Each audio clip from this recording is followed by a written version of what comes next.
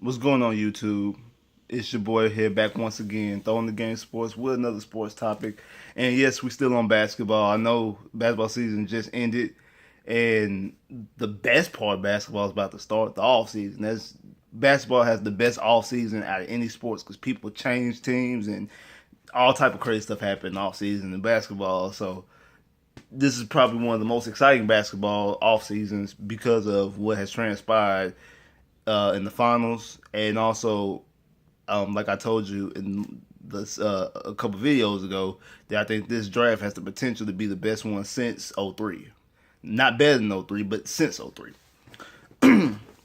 So I said this is a request station. If you got any requests, any type of topics that you want me to talk about, lay on, just give them to me, and I'll do my best of recording the video for you and getting exactly what you want to hear or what you need to hear, rather. Because I'm not about to cater to people, but not give you just what you want to hear. I'm gonna let you know what's going on and what happened, or what's going to happen, what should happen, what needs to happen, things of that nature. So I got a lot of Laker people to get at me and want to do some videos, and some other Laker people that I know that are true Laker fans. So Tyrone out of LA, this for you. Sam, this for you. Daryl, this for you. I know y'all some real big Laker fans, and some other Laker fans that I talk to. So, the Lakers have the second pick in the draft, and like most national pundits, and I believe this too, that they have y'all taking Lonzo Ball. I think y'all gonna take Lonzo Ball because he's the best fit for y'all. He fits the Lakers, and the Lakers fit him. It's the best fit for him also. I don't think he would do well in any other team. Well, not do well, but he would do better in LA than he would do anywhere else. I know a lot, and that's surprising. Like a lot of Lakers fans that I talk to, which is a lot, they don't want no part of Lonzo. They want no part of Triple B. I think mostly because of his dad LeVar, not really because of him. Um, But it's crazy because most national pundits have it that LA is just raving and starving for Lonzo. They need Lonzo. So for the Laker fans I talk to, want no part of them. Maybe like one or two, like yeah, they cool with it, but the majority of them don't want no part of him. They like begging, no, please don't take Lonzo. Like I said, I think it's mostly because of his dad, and I actually think, to be honest, that his dad is probably one of the reasons that the Lakers need to take him. I mean, like I said, once again, shout out to Tyrone out of LA. Uh, he always tells me, he's an old school. He old school. He Lakers since Showtime Lakers, probably before that. He old school. But he tells me all the time, there's no NBA without the Lakers. There ain't no NBA without Showtime, without Lake City. I mean, let's be honest, the Lakers haven't been relevant since 2010 when they won the championship. I know they went to the playoffs in 11, 12, and 13, but no one really cares. Even though Kobe was still playing, no one really cared. The Lakers have been lost their luster as far as people wanting to be a Laker and kids wanting to be part of the Lake Show. Like the Lakers have been lost that. So they need some attention. Like they need some. They need LeVar out there triple B and throwing stuff everywhere to get people talking about the Lakers. Cause hey, Showtime Lakers. That's what the Lakers are here for. To entertain. Everybody just like the Cowboys. You love them or you hate them. Like that's what the Lakers are. Cowboys, Lakers, and Yankees. Those three organizations and those three sports are the most loved and hate teams in those organizations. They might not always be the all-time winning, but those are the ones that people love and people hate the most. So you need him talking about y'all, to be honest. But I wouldn't be surprised if the Lakers with the second pick take De'Aaron Fox. Reason why? Because I think, like I've been saying, I don't think Lonzo is even the best player in this draft. I think Lonzo is probably like the third or fourth best player. Cause I think De'Aaron Fox is actually I think he's the best player in the draft. And I mean, and like I told you in my videos before, I'm really high on Dennis Smith, and I'm a Magic fan. and I want us to take him. And I'm gonna do a Magic video later for my Magic people out there, but and also breaking down Dennis Smith and stuff. But like I think I think Dennis Smith has the potential to be the best player in the draft. I'm not saying he is the best player in the draft. I say he has the potential to be. So I think Darren Fox is better than Lonzo, and probably Josh Jackson is number 2, and then Lonzo, and then Markelle Fultz, and then I think Dennis Smith. Because right now, there's still some stuff on Dennis Smith, but I think he has the potential to be, like, when it's all said and done, like rookie of the year. Then 3, 4, 5 years from now, he's gonna be the leading all-star. Like I'm very high on him, but I see why people wouldn't draft him so high. Because there are some question marks, but not huge question marks at all. Because if I was the Magic and the Magic had number 1 pick, I'd take Dennis Smith in the day. But we ain't talking about the Magic right now. We talking about the Lakers and Lonzo. But I think Darren Fox is the best player in the draft, to be honest. And Darren Fox, like when they squared up 1-on-1 in the NCAA finals, Darren Fox gave it to him, heads up. It's like straight up, just gave it to him. 39 points. And it wasn't like a one of those games where you just get points. You know, like sometimes, like, you know, some games people have a high point total, but if you really watch the game, like, you're like, how did they get all these points? Like, they weren't sneaky points. Like, he stepped there and gave it to Lonzo. And Lonzo only had 10. And, like, I know, like, people try to break it off like, oh, he's more of a facilitator and this. And that's true. Lonzo is more of a facilitator. But it wasn't like he was trying to facilitate in that game. Lonzo couldn't get his shot off. Fox D'd him up. And he couldn't get his shots off. So then he did have to resort to passing. And, you know, like, a lot of national pundits, they want to, like, I noticed that, like, a lot of the guys that we watch on the different shows on ESPN and stuff like that, that, like, they have a pick. They have a player that they like, and they have a player that they don't like. And they will give every excuse for the player that they like to come up short. And they will not, the player that they don't like, they will give every reason why they don't like, you know, they'll, like, always throw salt on them. And Lonzo's one of those players because a lot of people like Lonzo and they give Lonzo a lot of excuses. Oh, his game doesn't translate. His game translates better in the NBA than it is in college basketball. Come on, basketball is basketball. That's true in some cases, but basketball is basketball. No, don't make an excuse because Fox D'd him up. Because you weren't making those excuses when he was scoring on everybody else, putting up shots on everybody else, had UCLA and getting UCLA into the tournament, selling out UCLA like they keep on claiming. No one sold UCLA out like this before.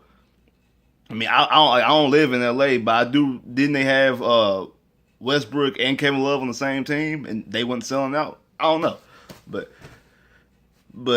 that's just you making the same excuse. And if it was De'Aaron Fox, you wouldn't be saying that about De'Aaron Fox. You would bash him. So, but I wouldn't be surprised if they took him, because I know there have been some talks. They brought both of them in for workouts. They brought Lonzo in for a second workout because they said he was kind of out of shape in the first one, which is kind of a red flag about him being out of shape. Not the only reason why it's a red flag is because you tell everybody you're not working out for no other team, and telling all other 29 teams that you're not going nowhere but LA. Don't draft me. Don't bother drafting me. So when you go there, you should be at the top of your game. Like, if I tell every job interview, like, I don't want to, don't even bother. Don't even bother calling me because I'm getting this job over here.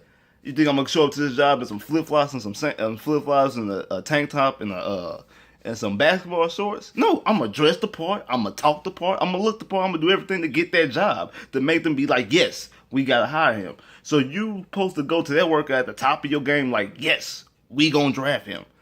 So, I know some people want the Lakers to try to get some free agents like LeBron or Paul George and stuff like that. Not now. Stop that. No, don't do that now. You do that now, y'all will make the playoffs and lose in the first round. Don't do that. No, y'all need to build y'all team first. I mean, y'all got Brandon Ingram, and that's another reason why I think Lonzo would make Brandon Ingram, because Lonzo is a facilitator. He really is, and he would make Brandon Ingram on the top of his game.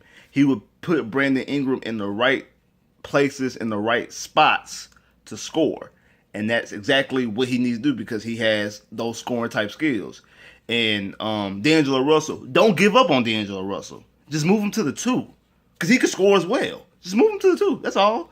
I know people talk about him about the little stuff he did, like he broke the guy code.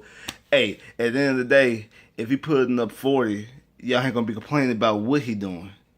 Like if he averaging 25, if he having 25, 7 and 4, y'all not gonna be complaining as long as it's coming out of wins. So just hey, don't like let basketball be basketball and worry about unless it's off the stuff that's getting people in trouble, getting people locked up, or charges pressed against them, or getting them suspended. All this other stuff that we be completely be worrying about has nothing to do with the actual sport. I just let the athletes be the athletes. Everybody do stuff wrong in their life or do stuff that they regret in their life. We just don't be doing it in front of millions of people. That's the only difference. But so just leave it alone. Just let basketball be basketball. So that's why I think Lonzo is the best fit, even though I think De'Aaron Fox is the better player, because De'Aaron Fox is a slasher. Now, to my Laker fans who are Laker fans because of Kobe, yeah, y'all definitely would rather have De'Aaron Fox because I know Kobe is one of the best players ever. He's top 10, top 5 in the league, in like history of the league. But like his best thing was that dog, that killer instinct, that sniper, that I'm gonna stomp you out. Something that King James don't have. King James might be the second best player of all time, but we all know that like when the game online, King James ain't got that killer. Kobe got that killer, and De'Aaron Fox, he got that killer. I seen the interview. He talking about like he a point guard. He said, "Hey, I'm ready to play against John Wall.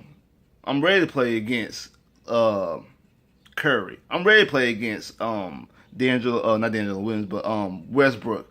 I'm ready to play against Kyrie Irving." I'm like, yeah, he ain't shying away, and the boy can play defense, and he a slasher. He gonna give it to him. He gonna straight run through him. So yeah, like he got that animal in him. I don't know if Lonzo had the animal in him. I don't know. I can't tell you from what I've seen from UCLA. No, because one, he doesn't play defense, and especially at the point guard position in the West, you gotta play defense.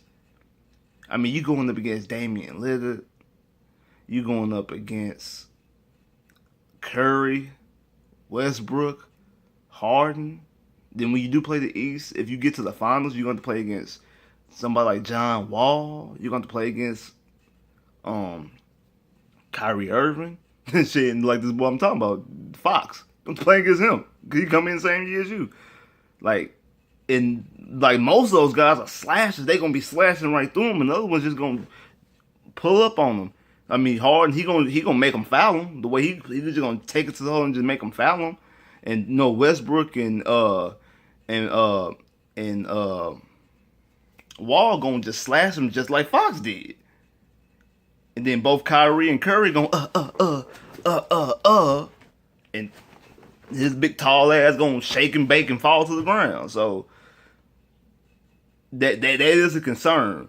But he's the best fit because he's the closest you're gonna get to Magic. And Laker fans gonna want to take and get that Showtime. And then then if he can get the ball rolling, no pun intended, can get the ball rolling with him and Ingram, then y'all can track some free agents. Then some of those free agent signings will actually mean something. It won't be, oh, we just signed the big names to make headlines, and then if y'all like will still have an average season, and then even if y'all did make the playoffs, y'all get knocked out in the first round because y'all have to play against Golden State. It won't be that if he can get the chemistry with Ingram. That's why he's the best fit. He's not the best fit nowhere else because maybe New York with Porzingis because he can get the ball to Porzingis. Phoenix with Booker, but nowhere else. He wouldn't be. He doesn't fit the Celtics. He doesn't fit the Magic. He doesn't fit Philadelphia because Ben Simmons is a facilitator, so they don't need him. The Kings, who we gonna facilitate to? Nobody. So there's nobody else in the top 10 that's drafting that he helps outside of the Lakers. And his style of play helps the Lakers. His style of play fits the Lakers. Even though I'm saying that he's still not the best player in the draft. If you're picking on who's the best player, which I guess you should be picking, it should be De'Aaron Fox. But sports is a very ebb and flowing thing. It's not always on talent. It's always about fits. If you go to the right spot, because you know, I drop a little NFL thing. Okay, in I forgot what year it is off the top of my head. I think it's 2005. Yes, 2005. When Aaron Rodgers and Alex Smith was in the draft together. You know, Aaron Rodgers was clearly the better quarterback, but he fit better in Green Bay, even though he actually shouldn't have failed. He shouldn't have failed that far. And I know the 49ers regretting that they took him, but who knows? If he goes to San Francisco, he might not be the Aaron Rodgers that we see. It benefited him to go to Green Bay. It's not about where you. It's not when you go. It's where you go. It's always about fit. Sports is always about fit. Sometimes we get the most talented person on one team, and the other team's like, man, we should have drafted him. He wouldn't have fit down here. Now, there's some people who fit anywhere, like LeBron. LeBron fits anywhere. You put LeBron on any team in the league, LeBron fits anywhere.